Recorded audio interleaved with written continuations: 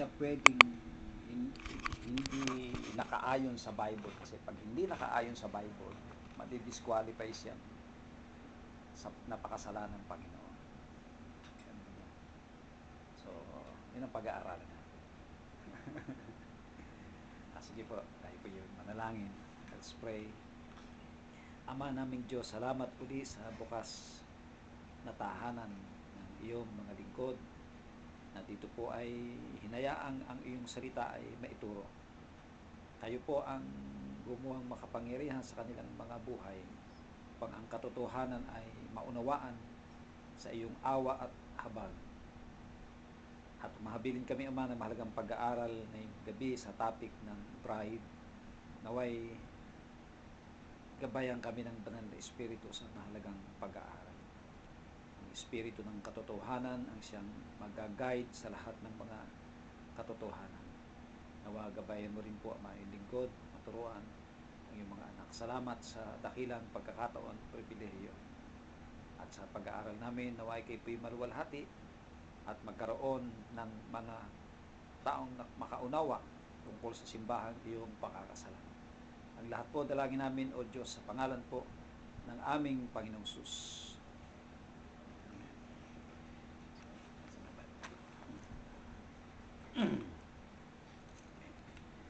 So, buksan natin ang ating Biblia sa John, Book of John. Kaya pala ako nagtataka. Hindi pala ako nakasalamin.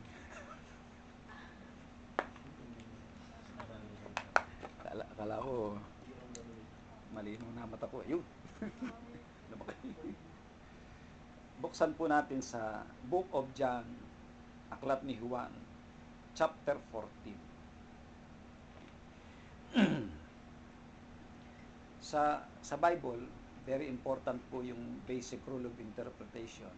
Yung basic rule, sino nagsasalita, sino ang kausap, ano ang pinag-uusapan. Yung kung palalawakin mo pa, saan nag-uusap. No?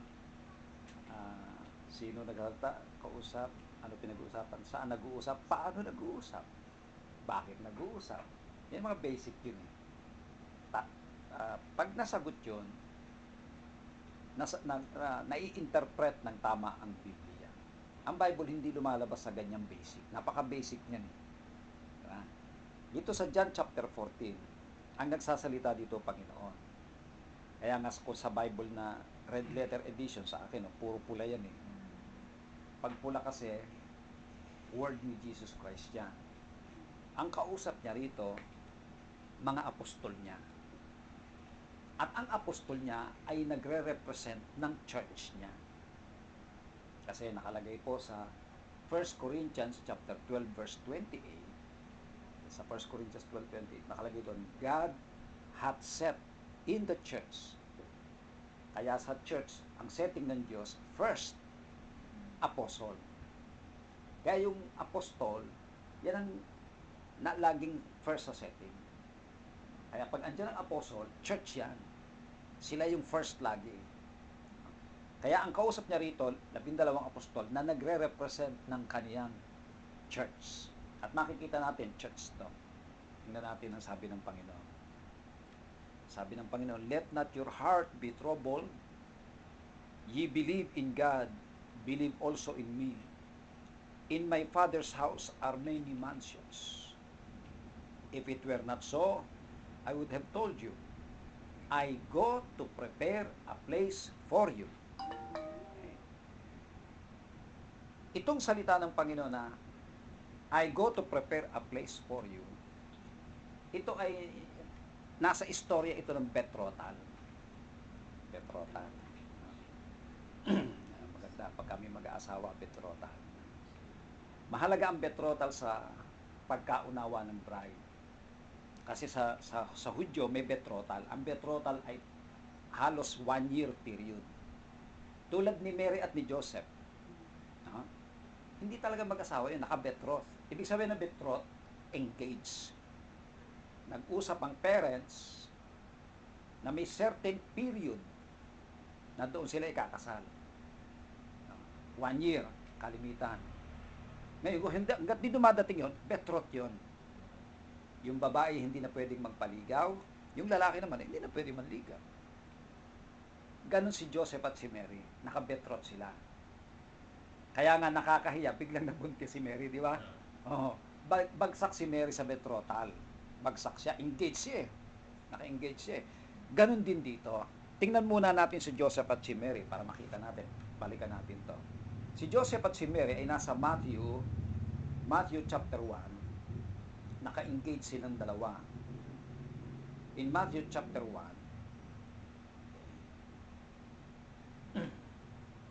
verse 18.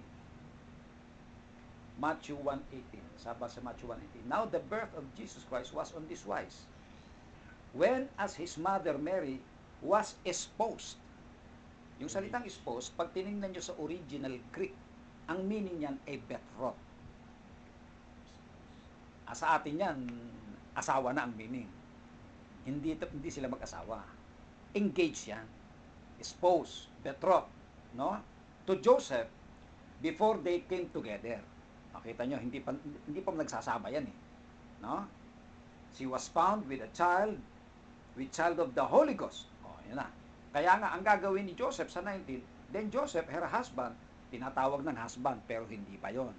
Her husband, being a just man, not willing to make her a public example, kasi pag nabalitaan ng tao na si Mary ay pregnant, nako, malaking iskandalo yan. Napakalaking kahihiyan yan sa kanila. No? Para wag nang gumanon, public example was minded to put her away. Ihiwalay talaga sana niya eh. No? Kaya lang sabi sa 20, but while he thought on these things, behold, the angel of the Lord appeared unto him in a dream, saying, Joseph, thou son of David, fear not to take unto thee Mary thy wife, for that which is conceived in her is of the Holy Ghost. Kaya hindi niya tuluyang hiniwalayan. Okay? Yun yung mahalagang salita, yung espoused o betrothed. Isa pa pong verse, sa 2 Corinthians, kaya ang simbahan ng Panginoon sa 2 Corinthians chapter 11, 2 Corinthians chapter 11, mula verse 1 and 2, sabi ni Paul sa Corinto Church, kaya ang church na totoo ha, pag sinabing totoo, may totoong turo, may totoong baptism, may totoong succession sa Panginoon. Kumpleto siya ng mga katangian, kumpleto siya ng identity, no? Kaya totoong simbahan niya. Verse 1, would to God ye could bear with me a little in my folly, and indeed bear with me, sabi ni Paul sa mga taga-Korinto, I am jealous over you with godly jealousy, for I have espoused you. Kita nyo ginamit, espoused, betrothed. Kaya ang church ay nakabetrothed. To one husband, si Christ yung husband na yun.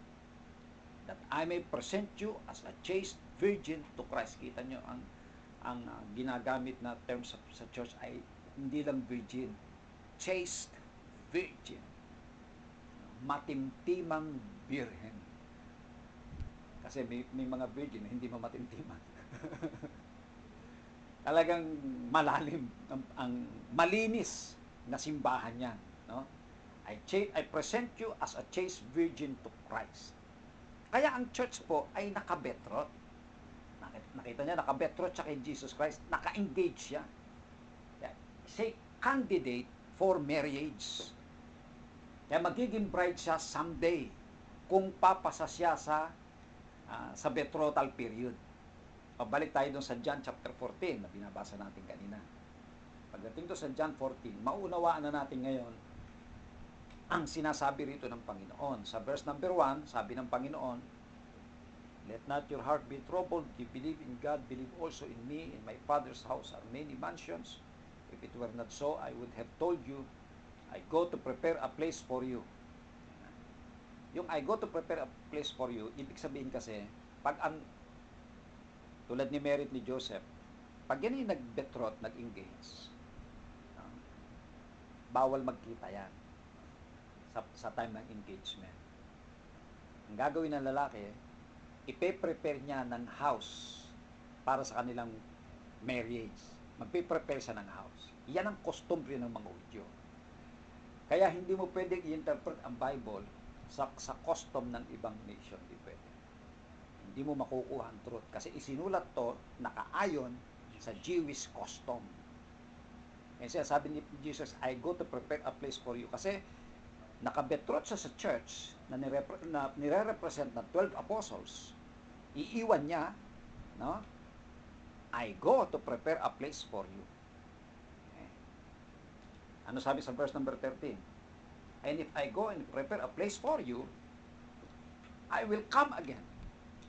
Kaya, the main reason why Jesus Christ will come again is to take His church. Kaya kita niyo, napakahalaga ng church. If you are a member of the Lord's church, you are the main reason of Jesus' return. To take His church, His bride. Nakabetrot siya doon eh. And if I go and prepare a place for you, kung na-prepare na niya, at ano yung place na piniprepare niya? Iyan ang New Jerusalem. Basa natin mamaya. No? Pag-aaralan natin mamaya. Yan, doon ititira yung bride niya. No?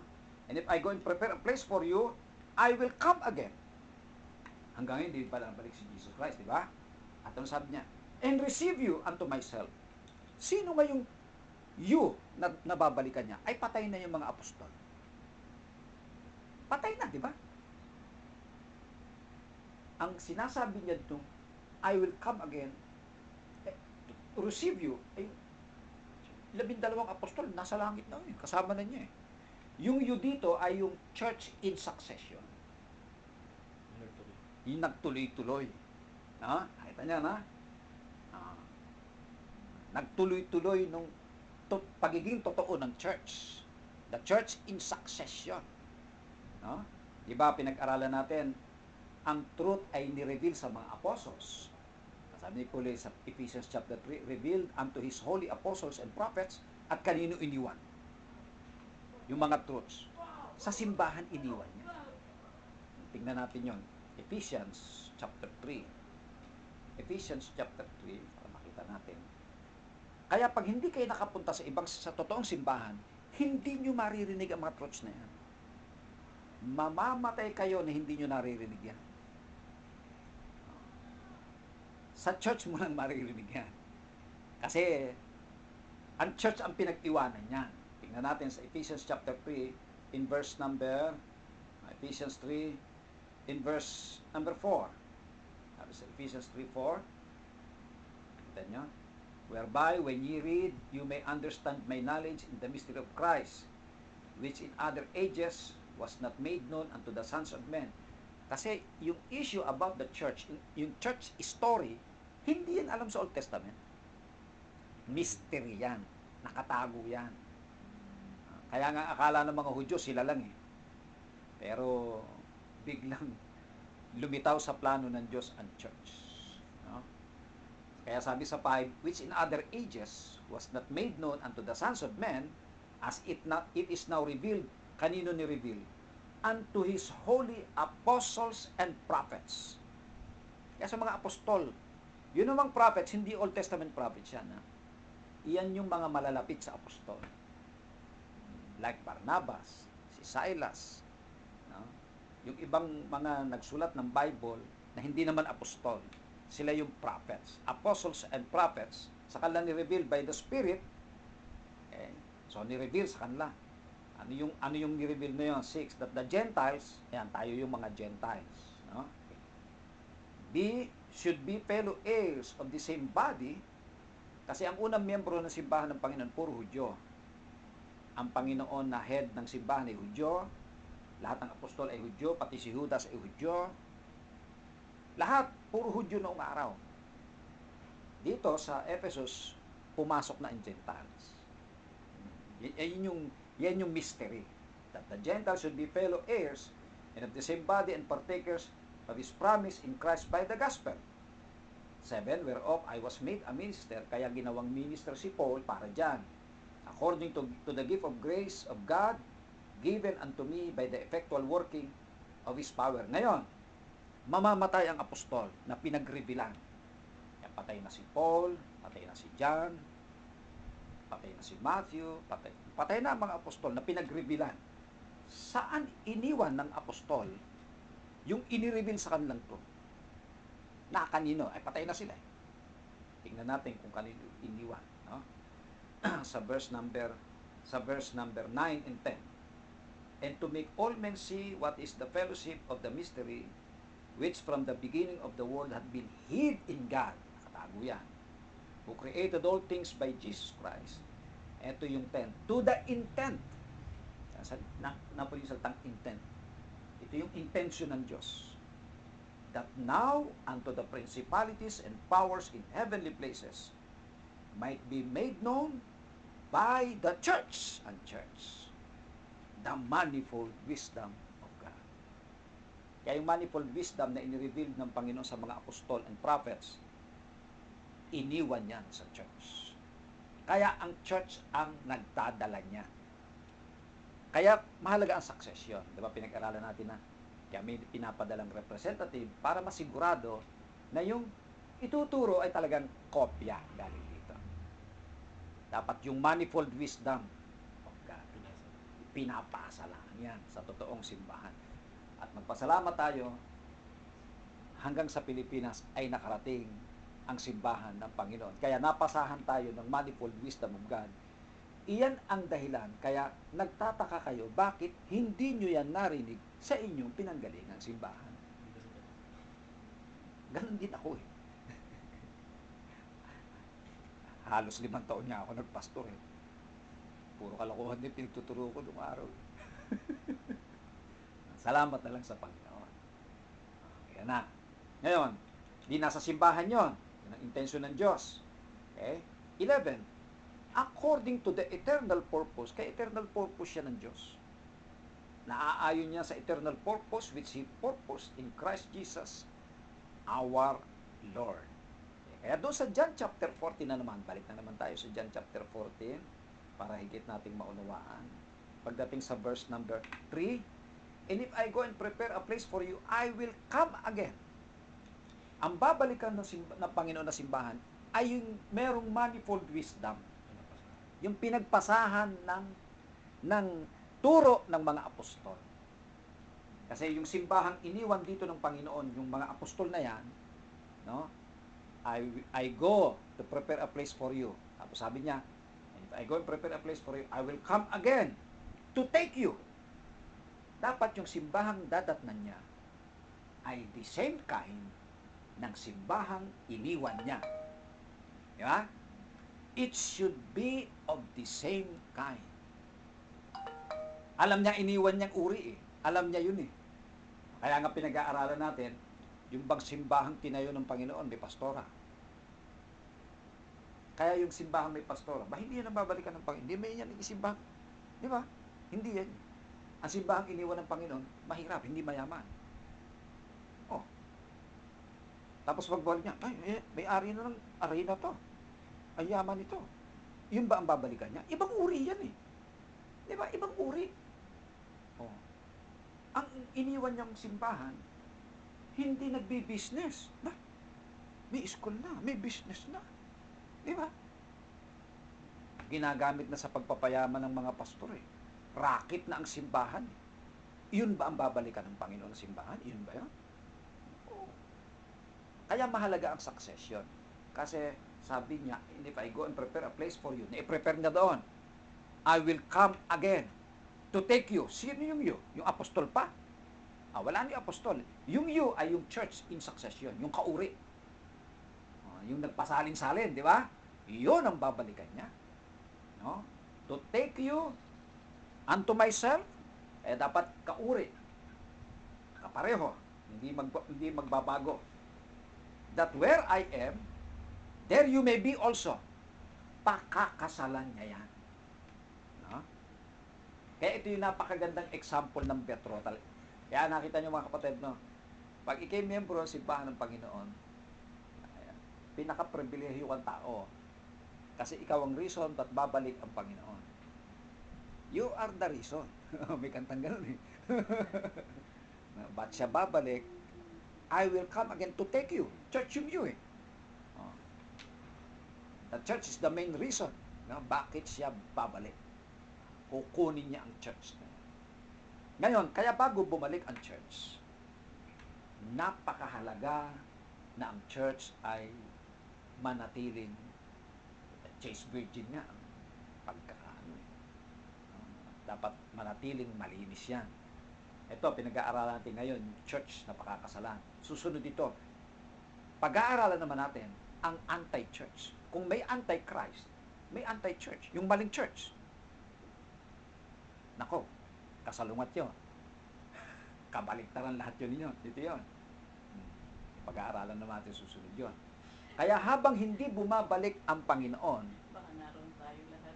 lahat tayo, dahil galing tayo lahat doon. Ito ang dapat gawin ng simbahan. Ito ang dapat gawin. Tingnan natin. Balik tayo sa Ephesians. Ephesians chapter 5. In verse number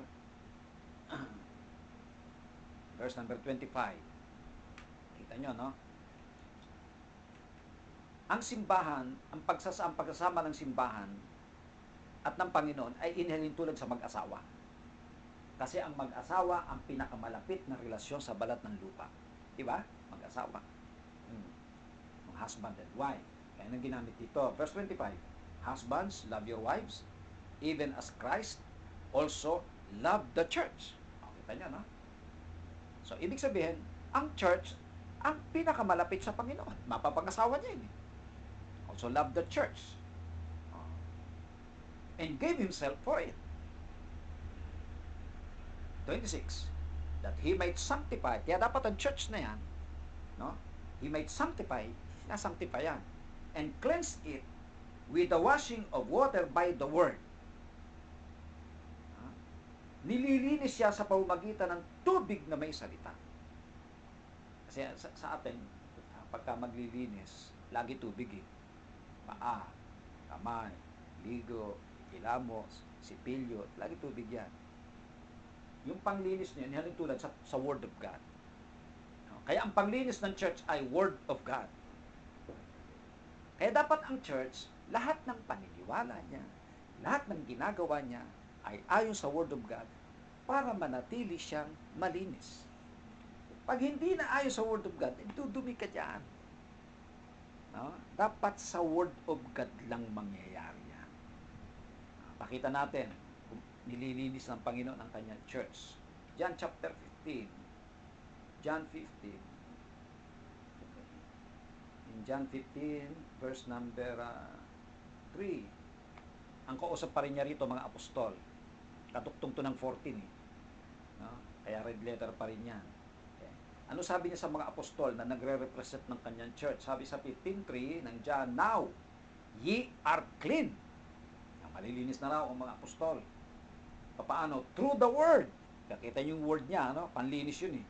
Through the word which I have spoken unto you. Ang panlinis ng simbahan ay hindi po yung yabang, hindi po yung kung ano-ano. Ang panlinis ng simbahan ay Word of God, salita ng Diyos. Yan ang panlinis niya. Bigyan ko ng example. Yung simbahan, halimbawa, merong nag-commit ng immorality, hindi mo dinisiplina. Ano yung malinis, madumi? Tinolerate mo yung immorality. Dinudumihan mo ang simbahan. Diba? Pag tinanggal mo yun, dinidisiplin mo yun, nananatiling malinis ang simbahan kasi ina-apply mo yung Word of God. Ina-apply mo ang truth. Yung simbahang ina-allow ang woman leadership na against sa Bible, sabi nga ay huwag magsalita ang mga babae. Yan ba'y malinis na simbahan? Di matumi yan. Kasalungat ka ng Word of God eh. Ang nakalagay sa Word of God, sa 1 Corinthians chapter 14, no? Hindi ko pinahihintulutan ang mga babae na magsalita. Pinagsasalita mo. Di, madumi ka. Kahit puro puti pa ang damit nyo. Hindi yun ang usapan doon. Sa harap ng Diyos, madumi ka. Kaya yung Word of God, pag in-apply mo yan, lumilinis ang simbahan. In-apply eh. Oh, di ba? Kaya sabi dito ng Panginoon kalap sa mga apostol, you are clean through the word which I have spoken unto you. O, balik na naman tayo doon sa kanina sa Ephesians chapter 5. Okay, binasa ko yung verse number 26. Sabi sa 26 that He may sanctify and cleanse you with the washing of water by the word.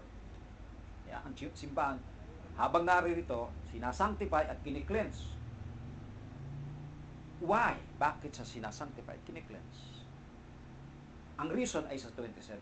That He might present it. Ipe-present niya ang church niya sa Kanya. To Himself.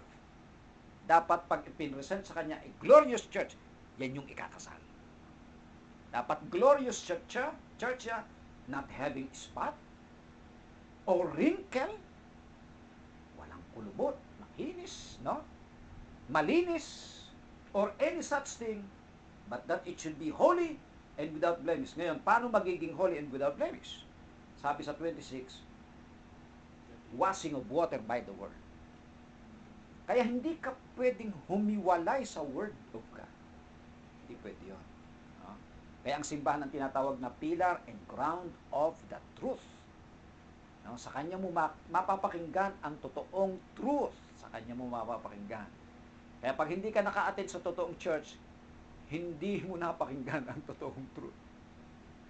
At hindi nyo mapapakinggan sa ibang mga churches ang truth na mga napag-aralan natin. Hindi nyo mapapakinggan. Kaya nga, nung nalaman ko yung mga truth na yan, ako talaga nagpapasalamat sa Panginoon. Talaga nasabi ko sa sarili ko, kung hindi ako ko'y nahabagan ng Diyos, ako'y mamamatay na hindi ko ito napakinggan. Kung ano-ano mga napakinggan ko, puro basura. Puro sala. Ito yung talagang word of God, mga galing sa Panginoon. No? Kaya dapat ina-apply ang word of God. Kaya ina-apply yan dapat, ang purpose ay manatiling malinis ang simbahan hanggat hindi pa bumabalik ang Panginoon. Pagbalik ng Panginoon, dapat malinis siya, glorious siya, without spot, at nananatili siyang chaste, virgin. Kaya nga may disqualification sa church.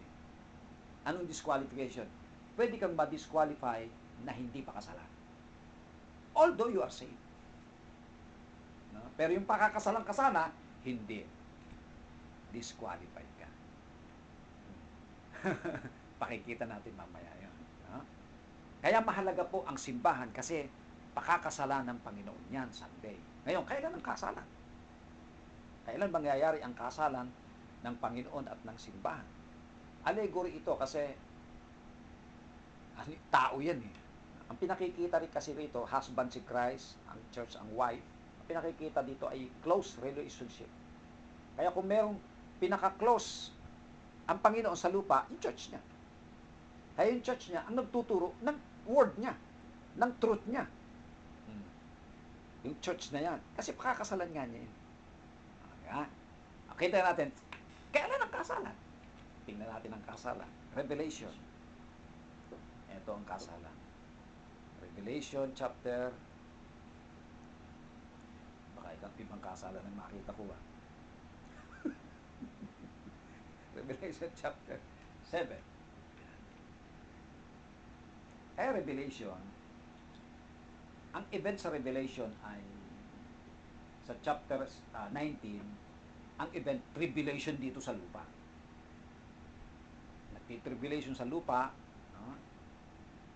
Tapos na ang rapture, na-rapture na yung church. Nag-rapture na. Kasi hindi naman rapture yung topic natin. No? Na-rapture na. Tapos nagkaroon na ng judgment doon. Bago matapos yung tribulation dito sa lupa, magkakaroon ng wedding doon sa langit. Magkakaroon. Yan yun. Revelation chapter 19. Ito yun. Sabi sa Revelation 19, let us be glad and rejoice. Sa langit ang event. Ha? Nasa langit ang mga tao dito. Okay. And give honor to Him, for the marriage of the Lamb is come. 7. Revelation 19:7. Ito dumating na. Kaya ang kasalan hindi ngayon. No? Future yan, someday. Okay? Let us be glad and rejoice and give honor to Him. Ang reason is for The word for is because. Because the marriage of the Lamb is come, and his wife, ito na yung wife niya na nanatiling malinis, hath made herself ready. Ready. Ngayon, anong bibigay sa kanya ng Panginoon? 8. And to her was granted that she should be arrayed in fine linen. Kaya dito kinuha yung pagdadamit ng puti. Dito kinuha yan sa kasalan. Bakit pinagdamit ng puti rito ang church? She should be arrayed in fine linen, clean and white.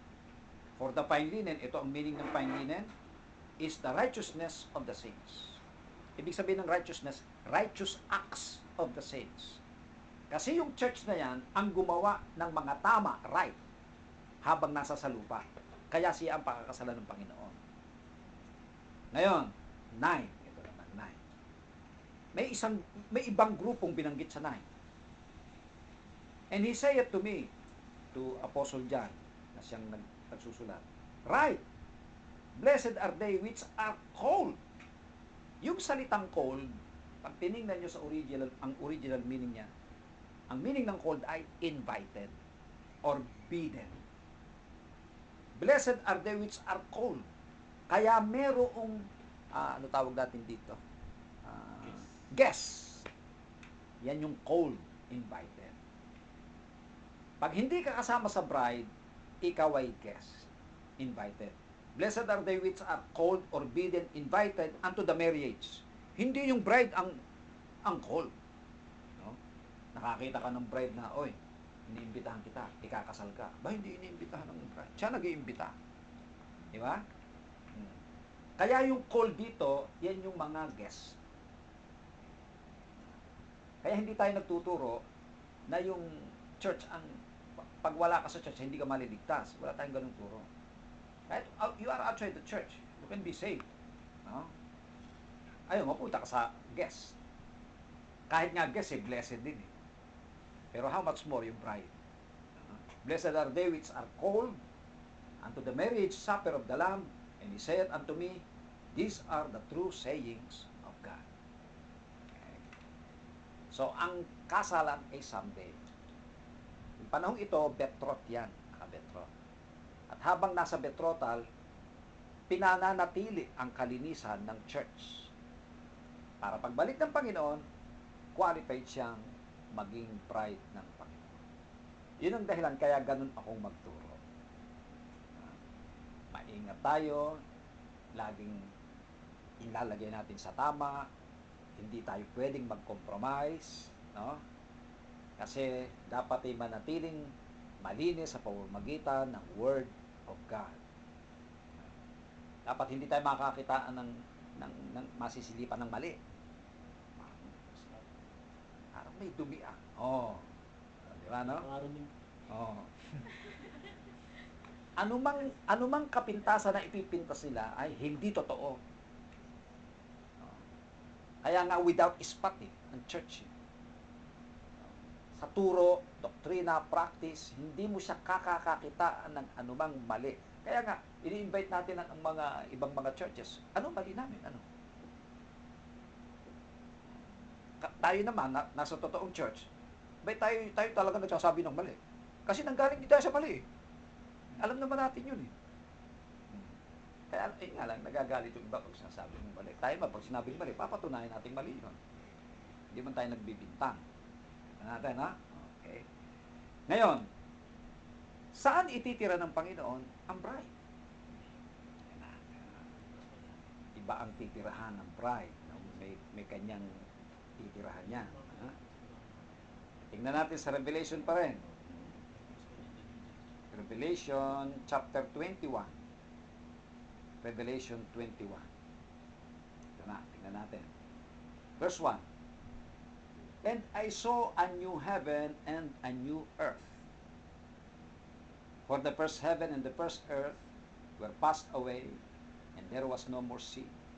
Okay, by the way, yung new heaven, yung new earth dyan, wag niyong mami-misinterpret. Hindi yan yung ang earth na ito ay gugunawin at papalitan. The same earth pa rin yan. Yun nga lang, no more sea, walang dagat. No more sea. Eh di ba ang dagat ay 3/4, ang sea ay ang lupa ay 1/4. Alisin mo yung dagat. Ay laki niya. Napakalaki niya, puro lupa na yun eh. Wala nang dagat eh. Di ba? Oh, wala nang wala na, di ba? Ah. Ito nga, itong mga bagay na ito sa Revelation. Ako po ay nagbasa ng Bible 1981. Naging miyembro ako ng Bible Baptist 1982. Nagpastor ako 1990. Naunawaan ko lang ang mga verse na ito 1995. Yes. Paulit-ulit ko mang basahin yan. Hindi ko naiintindihan. Eh ako'y pastor tako ha. Hindi ko naiintindihan niya. May nagtatanong nga sa akin nung araw, Pastor, ba't hindi natin pag-aralan ng Revelation? May panahon dyan, may panahon dyan. If the Lord wills. If the Lord will. Pero saan ka? Takot ituro. Ba't ko ituturo? Hindi ka naman alam yan.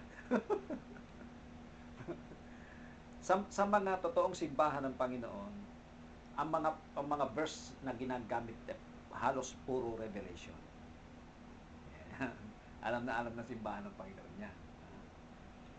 Ito yung future eh. Bigyan ko kayo ng mga verse para mawala yung doubt nyo na ang earth ay the same pa rin. Tingnan natin. Andito sa aking Bible. Bigyan ko kayo ng mga verse para makita natin the same. Psalm 78, 69. Kasi ang world na ito, miski magkagera, miski sumabog ang mga bomba, yan pa rin yan. No? Hindi ipapalitan ng Diyos yan. Psalm 78, tingnan natin. Psalm 78, okay. 78 verse 69. Yun.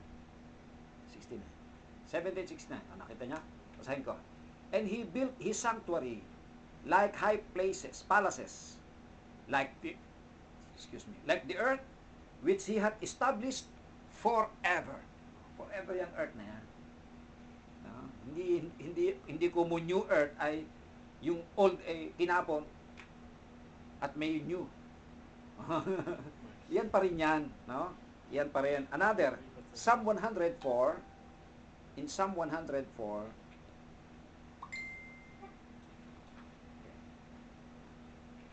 Psalm 104.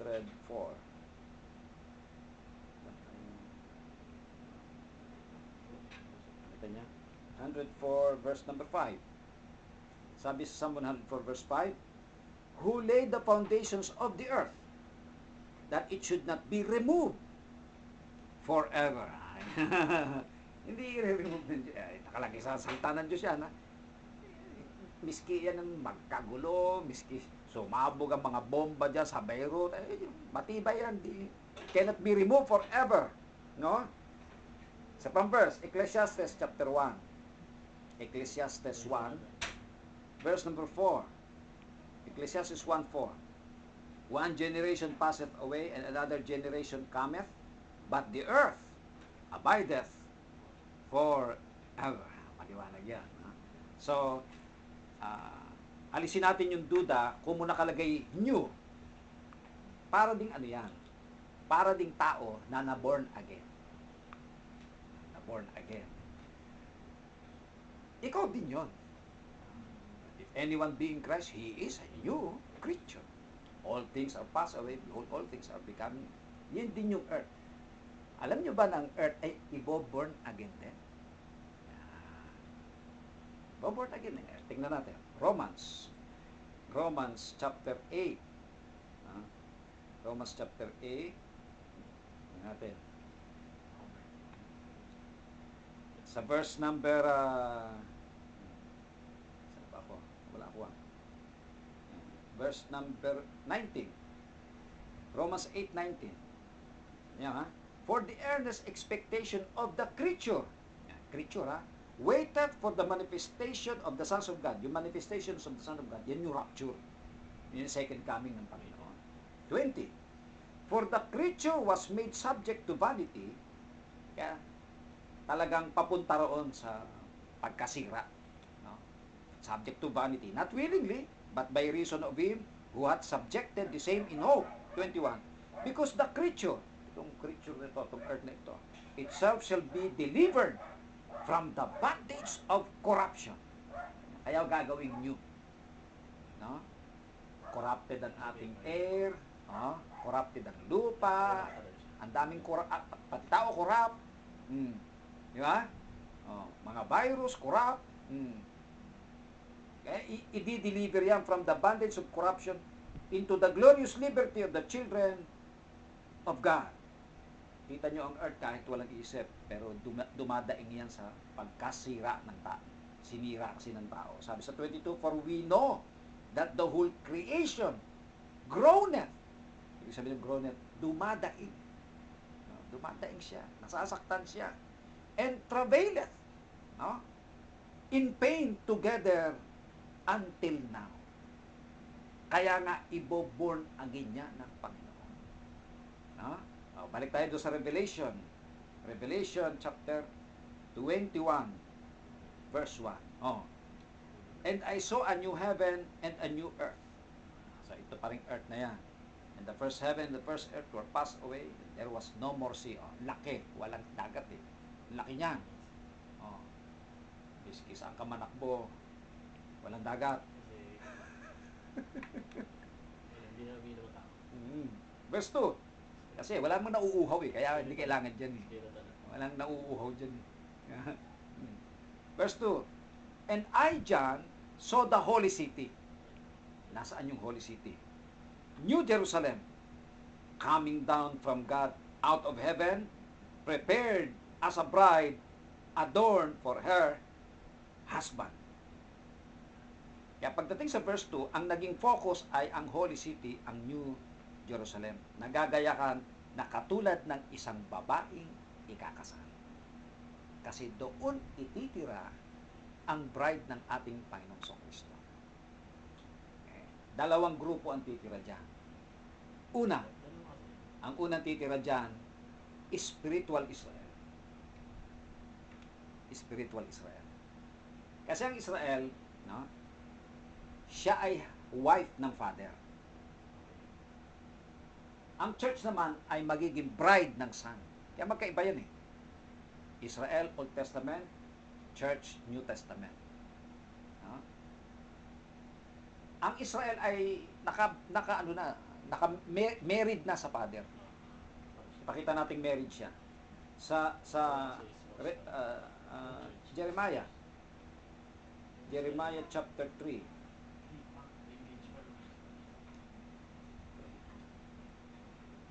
Jeremiah chapter 3. Sabi sa verse number 4, I am married unto you. Wala ako ah. Anong makalagay ito? I am married unto you. Wala ko. Jeremiah. Okay. 3:14. 14. Yan. Give me magic. Ayan. Sabi sa 3:14 Jeremiah, turn, O backsliding children, saith the Lord, for I am married unto you. And I will take you one of a city and two. Ayan na. Kaya sa verse number 1, naging harlot siya. No? Naging prostitute siya. Nakalagay sa verse number 1, no? Okay. But thou hast played sa gitna, sa dulo. Thou hast played the harlot with many lovers. Yet return again to me, saith the Lord. Pinababalik siya. Kaya asawa siya ng father, ang Israel. Ang church naman ay bride to be ni Jesus Christ. Kaya magkaiba. Kanya magkaiba, no? Ang proof na titira ang Israel sa New Jerusalem, pakita natin, Revelation 21. Titira siya doon. Bakit? Paano natin malalamang titira siya? Okay. Sa verse number 12. Sa verse 12. Ang tinutukoy dito ay Holy City, New Jerusalem. inaano siya, pinaliliwanag siya ni John sa 12, and had a wall great and high, and had 12 gates, and at the gates 12 angels, and the names thereon written thereon, which are the names of the 12 tribes of the children of Israel. Yung Holy City, ang Holy City, kaya hindi siya, yung Holy City, hindi siya yung earth. Kasi yung earth, bilog yan. Yung Holy City, kwadrado eh. Yung anong haba, yun din yung kanyang width. Yun din yung kanyang height. Dalawa ang possible na figure ng Holy City. Dalawa. Kasi, square siya eh. It might be cube. O box. Paano yung width, length, height. It might be, square nito, pyramid. Yun din ang height. Kaya dalawa ang possible na korte niya. Pwedeng pyramid, pwedeng cube. Kasi yung length, width, height, pare-pares eh. Tingnan nyo ang sukat niya eh. Iba sa earth, agad, bulog yun eh. Okay? At ang hindi alam ng marami, pagdating sa eternal state, gusto lahat pumunta langit. Lahat gusto pumunta ng Holy City. Hindi gusto. Liit lang yun. Hindi kasya. Kaya nga tinanggal yung tubig ng New Earth eh. Andun yung marami. Yun ang malaki. Alam nyo ba na ang daming titira doon? Na mga saint. Kasi continuing church. Yes. Tingnan natin. Ang church kasi dito. Ito naman sa 12, kaya pinakita natin, yung pintuan ng Holy City, nandun ang pangalan ng 12 tribes of Israel, meaning residence siya doon. Kasi sa Israel, sa mga Hudyo, sa mga bahay nila nung araw, nakalagay talaga sa gate ang pangalan. Reuben tribe, Okay. Judah tribe, nakalagay talaga. Eh, pag nakalagay pangalan, itagaroon ka. Kaya nga, sa gates na 12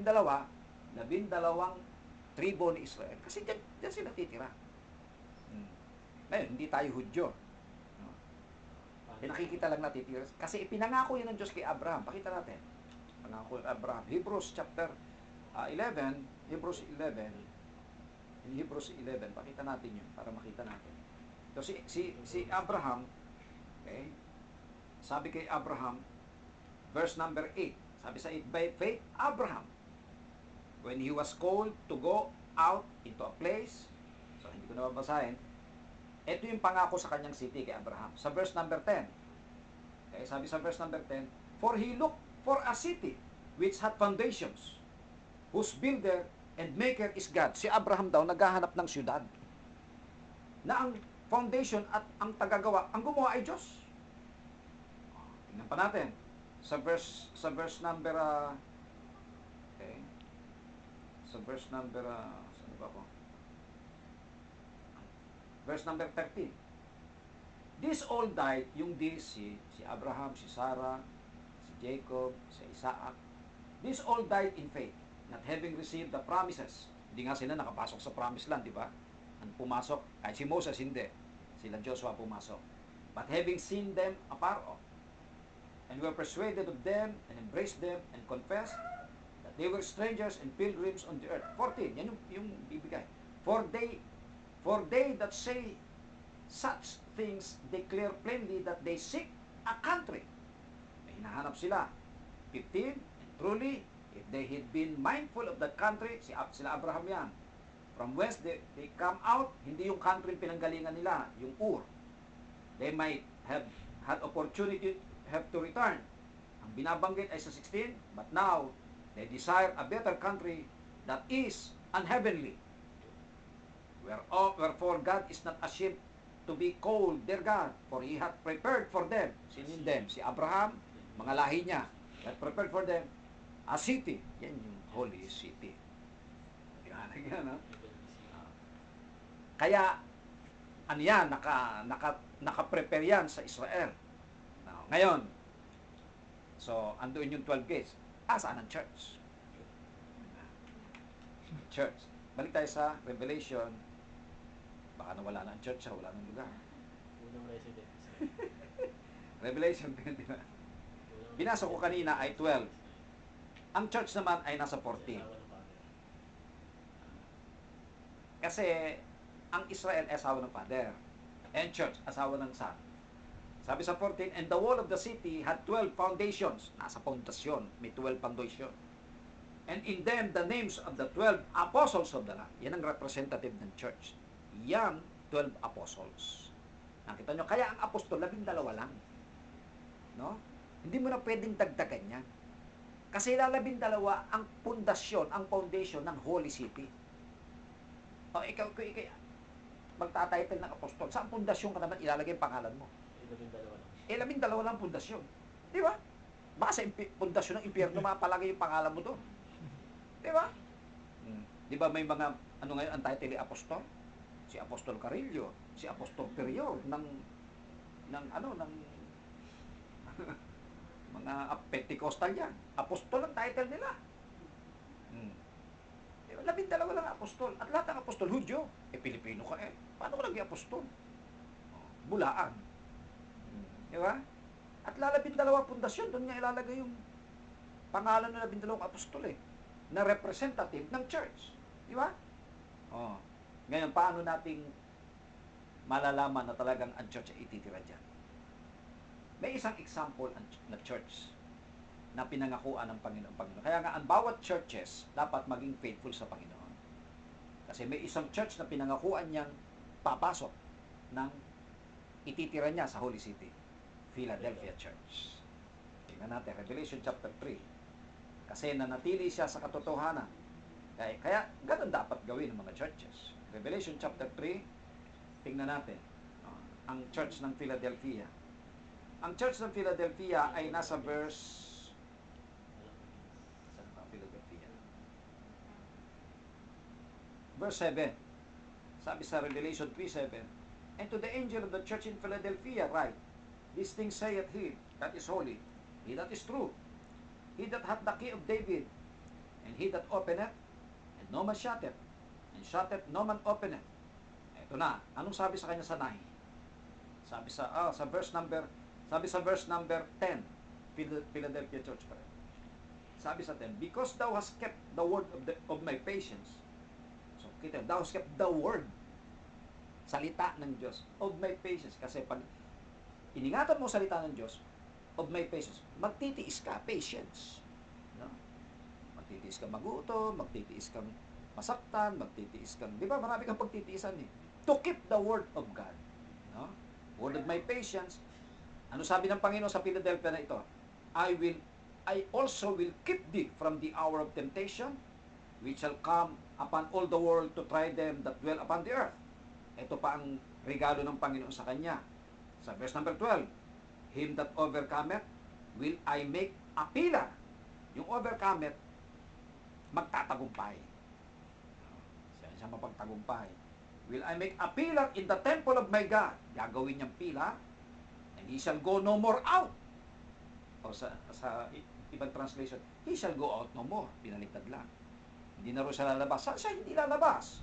No? And I will write upon him the name of my God, and the name of the city of my God, which is New Jerusalem, which cometh down out of heaven from my God, and I will write upon him my new name. Kaya binigyan ng pribilehiyo ang Philadelphia kasi isa itong faithful na church, no? Na hindi siya lalabas. You shall go no more out, hindi ka lalabas. Meaning resident siya, titira siya sa Holy City. Ngayon, maaaring itanong nyo, ay paano yung hindi makapasok sa Holy City? Nasaan? Kasi akala ng iba, lahat sa Holy City ba? Hindi ko, may sukat lang yun. According sa mga nag-estimate ng sukat, ang Holy City ay kasing laki lang ng 2 United States of America. Ganun lang siyang kalaki. Compare mo sa whole world. 2 US na kwadrado, tapos yun din ang taas. Ganun lang. So, maliit siya, compare sa Earth. Tingnan natin ang titirahan ng hindi wala sa Holy City. Tingnan natin saan sila titira. Tingnan natin. Revelation 21 ulit. Balik tayo ulit doon. Okay. Sa Revelation 21, kasi Sa verse number 22. Verse number 22. Nasa holy city pa rin ang description. Sabi sa 22, and I saw no temple therein. Walang temple doon sa holy city. For the Lord, God Almighty, and the Lamb are the temple of it. Yung dalawa. Yung Father at saka Panginoon sa Kristo. 23. And the city had no need of the sun. Hindi niya kailangan ng araw.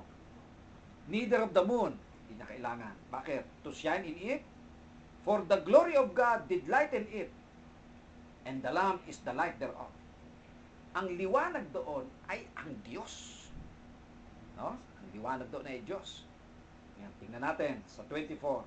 Ito yung wala sa Holy City sa 24. And the nations of them, nations ng earth yan, ha? Iba yan. Nations of them which are saved. Mga saved yan, ha? Parang ganito mga kapatid. Ito. Parang illustration. Ito yung Holy City. Ito sa taas. Ito yung earth. The nations which are saved shall walk in the light of it, in the light of the holy city. Yung holy city kasi, ang liwanag noon, kaluwalhatian ng Diyos. Lalabas yun. At liliwanag din sa earth. Kaya nasa itaas ang holy city, yun ang pinaka-araw niya. Ang earth ay nasa baba. The nations of them. Yan, nakalagay, oh. The nations of them. The nations of the new earth yan. Which are saved. Mga saved yan, ha? Mga saved. Shall walk in the light of it, in the light of the holy city na nasa itaas. And the kings of the earth, may mga kings pa rin na nagro-rule sa earth. Do bring glory, yung kaluwalhatian ng earth, and honor into it, dadalhin doon sa holy city. 25, and the gates of it, yung gates daw ng holy city na 12, shall not be shut at all by day, nor there shall be no night there. Okay? 26, and they shall bring the glory and honor of the nations into it. Yung mga kaluwalhatian sa earth, dadalhin doon sa holy city. Nakita niya. Okay. 27, and there shall in no wise enter into it. Walang makakapasok doon that defile it, neither whatsoever worketh abomination or maketh a lie, but they which are written in the Lamb's book of life. So may tirahan na ang church, no? Saka ang Israel sa Holy City. Kaya hindi tayo nagtuturo na ang ligtas lang ang miyembro ng simbahan. Okay. Kasi kung miyembro ng simbahan, sino yung guest sa kasalan? Oh. Sino titira sa New Earth? Ang laki-laki. Mas marami nga sa New Earth eh. Which are saved. Mga saved yun. Di ba? Yun nga lang, siyempre, saan nyo gustong tumira? New Earth, Holy City. Oh, nasa inyo yun. Saan nyo gustong tumira? Ba? Ito yung matutunan ko. Aba, nalaman ko rin na eh. Ba't ako magtitiyaga sa New Earth? Ba't ako sa Holy City? Di ba? Sa Holy City. Andoon ang Panginoon eh. Oh. Ang akala kasi ng lahat, titira lahat sa Holy City. Hindi totoo yun. Hindi ka na naturo ng Basta Bible. yung langit, yun ay Holy City. Yan ang tinasabi Yun ang natin. langit. Yung Taas pa to. nasa taas siya ng earth. Nasa isip kasi ng marami, parang puti. Kasi alam mo problema ng tao, no? Lumilikha siya ng sarili niyang langit. Langit. Nasa imagination niya. Hindi, may langit na ang Diyos. Ba't ka nilikha ng langit? Eh, meron ang ginawa ang Diyos. Ayan eh. At tapos yung nasa Bible, parang ayaw ko niya. Hindi ka pupunta riyan. Kung ayaw mo niya. Ang nangyayari, Pastor, parang malaking land. Yung parang biglang bababa na lang, makikita ka lang. Mababa siya. Parang sa One Piece. Yan ang nakalagay sa Bible, di ba? Oh. Magtataka kayo, nasa Bible, ba't hindi yan natuturo at hindi pinag-aaralan? Hindi nga ako nung araw, hindi ko naman mapag-aralan yan. Hindi ko rin alam yan. Alam yan ng mga landmark, ng mga totoong simbahan ng Panginoon. Doon mo matututunan yan sa kanila. Natutunan ko rin naman sa kanila yun. Turo din naman yun. Ngayon, kung sisimba ka naman sa hindi landmark na simbahan, iba matututunan mo. Offering. Magaling ka naman sa offering. Offering city. Offering city. So, yun ang turo ng Bible. Kaya nga, mahalaga ang church. Kaya ang church ay iniingatang malinis upang mapakasalan ng ating Panginoong Kristo. Nakita niya na huling verse natin. May huli tayong verse. 2 Corinthians 11. 2 Corinthians 11. Kaduktong nung binasa natin kanina sa 11. Binasa ko kanina yung 2. 11:2. I am jealous over you with godly jealousy, for I have espoused you. Kaya yung church ay naka-expose, naka-betroth to one husband, Jesus Christ, that I may present you, kaya ipipresent siya kay Jesus Christ as a chaste virgin to Christ. Ito ang warning sa church na naka-betroth. But I fear, sabi ni Paul, lest by any means, as the serpent beguiled Eve. Kaya ang church kapareho ng babae yan. Kaya ang church ay chaste virgin, babae. Babae ang type ng church. Inihalin tulad siya kay Eve, na nadaya ni Satanas. How the serpent beguiled Eve through his subtlety. So your minds, yung minds ng mga nasa totoong church, should be corrupted from the simplicity that is in Christ. Kaya nga, baka madaya siya katulad ng babae. Ngayon, paano dinaya ni Satanas si Eve? Babalik tayo doon, paano siya dinaya. Di ba ang dayaan ay salita ng Diyos? Yan ang banat ni Satanas kung babalik ka sa Genesis chapter 3. Sinabi ba ng Diyos? Yun ang bakbakan doon. Word of God ang bakbakan doon. Tingnan natin yun. Pakita natin yun. Kaya yung church, ganyan din. Sisirain ni Satanas yan sa paninindigan niya sa salita ng Diyos. Genesis 3, okay, verse number, okay, sa verse number 1. Now the serpent was more subtle, subtlety, than any beast of the field, okay, which the Lord God had made. And he said unto the woman, Yea, hath God said, kaya ano bakbakan dito? Sinabi ba ng Diyos? Yung sabi, word of God dyan. You shall not eat of every tree of the garden. The woman said unto the serpent, We may eat of the fruit of the trees of the garden. Tama. Ayon sa word of God yun.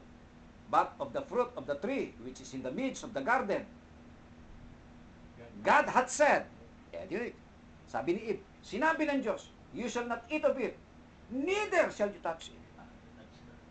Wala yung touch doon, ha? Hindi sinabi ng Diyos yan. Kaya yung dadagdag ka, magbabawas ka sa salita ng Diyos, yari ka dyan. Diyan nadali si Eve. Neither you touch it, lest you die. Doon pa. Baka, kaya sabi ng Diyos, thou shalt surely die. Kaya kung paanong nadaya si Eve, Word of God, ganyan din ang church. Kaya maingat ang church. Ang church ay nananatiling laging sa Word of God. Kaya kami po, bago kami mag-ordain ng mga pastor, mag-ordain ng mga preacher, sinisiguro namin yan na talagang yan talagang loyal yan sa Word of God. Kasi pag hindi, wala, masisira lang. Diba? Kaya maselan ang simbahan. Yan ang dahilan. Hindi ang simbahan ay napaparami, yung marami mali. Ang simbahan ay nag-iingat. Ang simbahan nag-iingat sa kanyang katatayuan para sa pagbabalik ng ating Panginoong Jesucristo. Pagbalik niya, pwede siyang pakasalan. Okay. So, susunod nating pag-aaral ay anti-church. Maling simbahan. kabaliktaran lahat ng pinag-aralan natin.